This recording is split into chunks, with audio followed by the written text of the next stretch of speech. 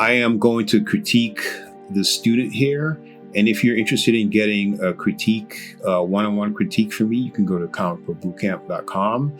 You can get one from me. You can get one from Will Portasio. You can get one from Carl Ziana, and you can get one from Alex Sinclair. So if you're interested, you can go to Comic Book Bootcamp, sign up for our one-on-one sessions, and you can get a critique like this. One of the first things I like to do when I'm critiquing someone's art is I like to flip it.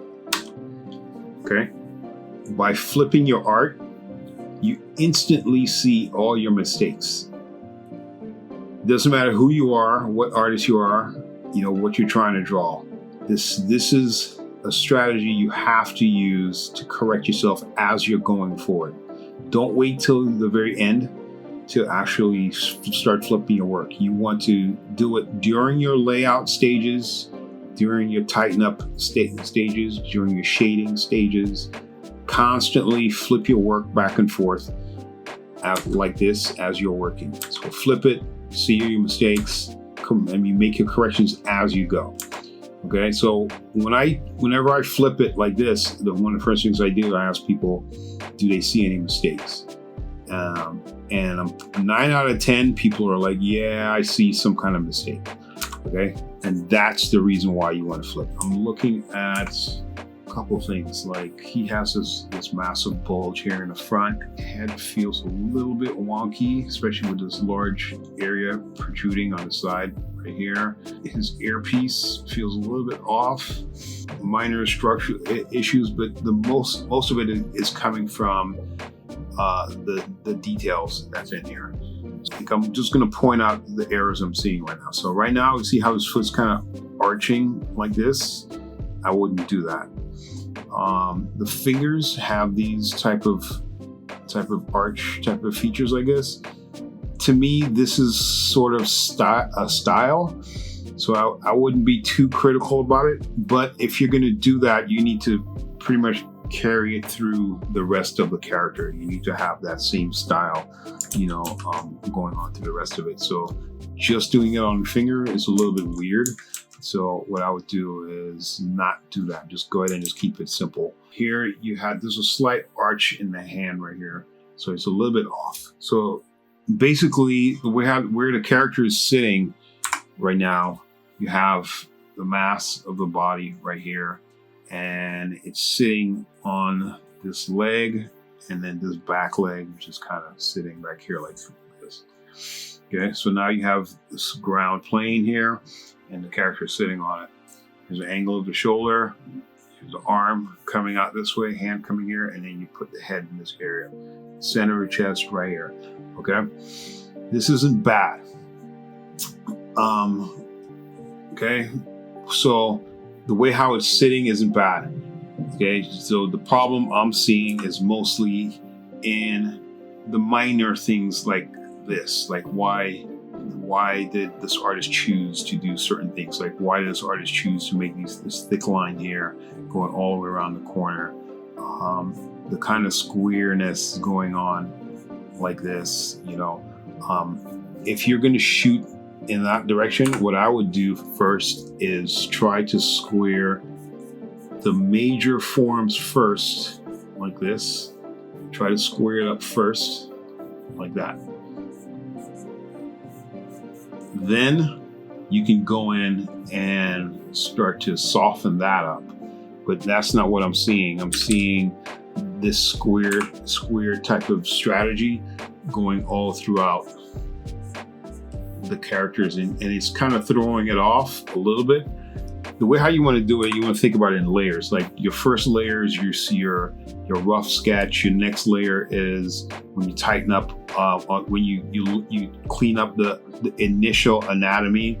The next layer is when you go and you start adding like these fine-tune the edges and stuff like that you're doing. And then next layer is when you decide you want to shade it. And the next layer after that is when you decide to cross hatch and you try to, to tweak it. You can combine certain layers together like this and do all three of these strategies together like that, or maybe you can do the entire thing all together. But it's best if you break it down individually. That way you're keeping yourself clean and everything's it's a strategy that you want to just stick with the pipeline. Okay, this is your pipeline right here. Okay, but you can combine them and decide to do this is one step and this is another step like that. So just be careful with that. So hey guys, if you're interested in learning from Ryan, he just put a tutorial going through the fundamentals of drawing up on Proko.com. In it, he teaches the skills that he uses every day as a professional artist. The course has about 1 hour of lectures and 3 hours total of unnarrated demos. There are also assignments and exercises you can do to improve your craft. If you'd be interested in learning more, check out the link in the description. Thanks, and back to the video. When you look at certain features, right? I'm looking at his nose, how his nose is sitting on his face. I'm looking at your choice to make his face look like this, right? His face looks a little bit too flat, like it's on a flat surface like this, and then the teeth is crooked. The teeth look like it's sitting on a plane like this. So it's not lined up with the rest of his face. Everything needs to line up. The teeth needs to sit like that. The eyes needs to sit like that. You know, the ears needs to sit like that. So it needs to sit on its plane. That's how you want to do it. And you know, I'm drawing it in reverse. This is how it was initially drawn, but this is the way I'm looking at it. Okay, because you have to see it how your audience sees it, and this is how you see it, is by flipping it. Okay, so be careful with this. So these are some of the techniques that you need to just look out for as you're going forward, and your choices for choosing to make highlights like this on a black area like this with a tiny highlight right here, tiny highlight here.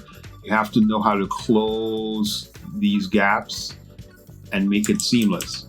Okay, so you have to think about a lot of this stuff here, because if you're going to cross hatch here, you did a little bit here, but you stopped, and this leg is mostly in shadow. So you have to think about, what am I cross hatching? What am I trying to get to? You know, why am I choosing to stop right here and not carry it through all the way to the top, possibly? You know, that's something else you need to think about. You know, another thing I'm looking at here is you chose to cross hatch here, and then you chose to cross hatch here. Why? This is a big why right here. It's because what you're telling me is this. Imagine you have a round surface here, right? And you're cross-hatching in this direction, like this. So you're saying there's a light source coming here. This is your bright spot. This is your gray area here. And anything behind that is going to be absolute black, okay? That's what you're saying. So the light comes in and fades off into this direction. Okay, so by putting a second row here, what you're saying is this. You're saying now there's two round surfaces here like that, and as the light comes in, it creates an arc, and then it creates another arc here that tapers or falls off into the absolute black. Okay, that's why you're choosing to put this line here, which you have to think about why you're choosing this line and where you're putting it and what am I rendering. Am I rendering an object that looks like this, or am I rendering an object that looks like this? You know, so I would not put this line here. This is something I wouldn't do. I would completely take that out. If you're gonna render, just render one area like this. If you choose to put something in this area, I would throw a couple faded lines, some lines like this, just to dirty it up, just to dirty up this area. But they don't really do much other than push energy into like this direction. That's all it really does, and it dirties up this area. You're telling me this area isn't completely clean. These are just little scratches, nicks and scratches in this belt. That's all you're pretty much telling me. Okay, so you can choose to add these scratches or just take it off. Just leave it like this, and you're good to go. You don't have to add any more to it. Okay. Reference shoes when you're drawing. Any object that you're struggling with, you need to reference. You have to find out what does a boot look like and literally draw what you see. Okay. Because if you don't, you're going to guess. And then you're not sure if this should be you think it looks like this. So now this is how you end up with lines that look like this, because you're guessing. Okay. Try not to guess. Actually go find a boot, look at a boot, and draw what you see. That's how you do it.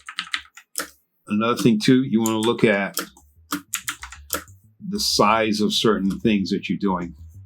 So you're saying his hands, it sits like this. This is his hand, right? His arm. You're telling me that hand that's the size of his hand compared to his face. Now you have to think about anatomy, think about composition, think about, the position of certain things, and understand, what am I drawing?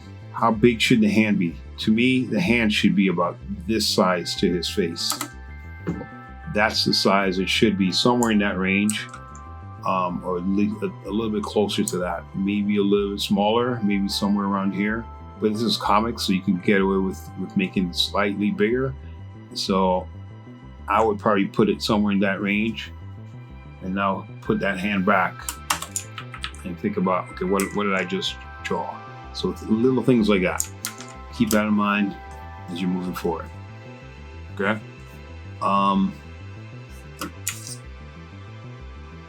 Same thing. Last thing I'm going to do is see how the belt stopped. You can actually see it right here with this here. You stopped coming like that. Okay, would a belt do that? What do you want to do? Just think about the round object that you're drawing.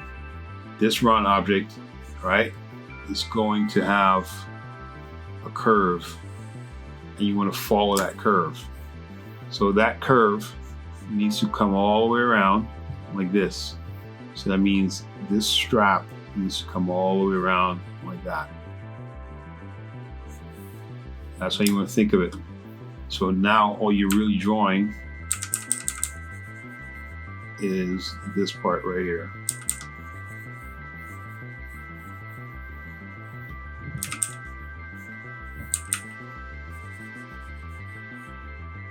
Now you have a base to build all this detail here, this region right here. You're trying to build.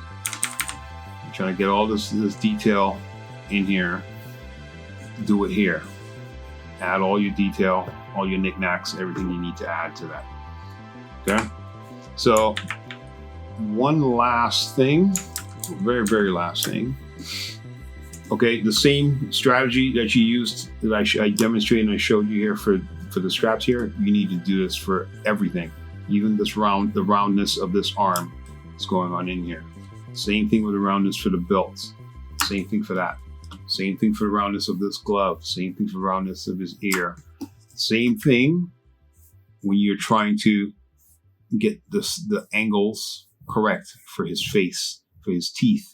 His teeth is going to fit in this region. It needs to fit the angles of his face. But it seems like his head is slightly looking up. So that means his teeth needs to be slightly looking up, like this. So something like that. Okay? So if you're going to shoot like that, because you're actually showing the bottom of his chin right here. So be careful with that. All right? Now, last thing is that this shadow here. Okay, created this shadow. So it's this nice black drop shadow here. But you're rendering from it and you did it in 2 different directions. This is a big no-no. You don't want to render that. You want to do something like that. And why did you render a little here and stop? And there's nothing here, there's nothing here, there's nothing here, there's nothing here, nothing here. You know, you have to think about this. Think about, this is a round object and it's darker on this side. It means it's going to be darker here. That means most of your rendering is going to fall somewhere in this area. Let me show you in red. Most of your rendering is going to fall somewhere in this area right here. Right here. So it's going to fade off going this way and fade off going this way.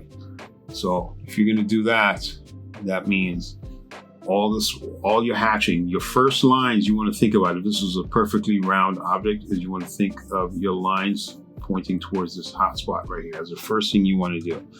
Okay? But since you have multiple round objects in here, you want to think about shading that, pointing the hatch towards these lines right here. Okay, think about that first. Then you can finesse it, you can tweak it.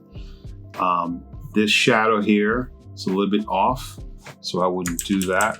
I would probably stop that shadow somewhere here, but finish it off with the rest of his arms, with the rest of his shoulders.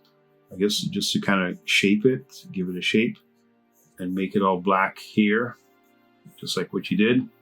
But continue this black going all the way across. That's all the way across I got. That way you still get to highlight the shoulder part. Your rendering style all goes towards this light right here, this point light right here.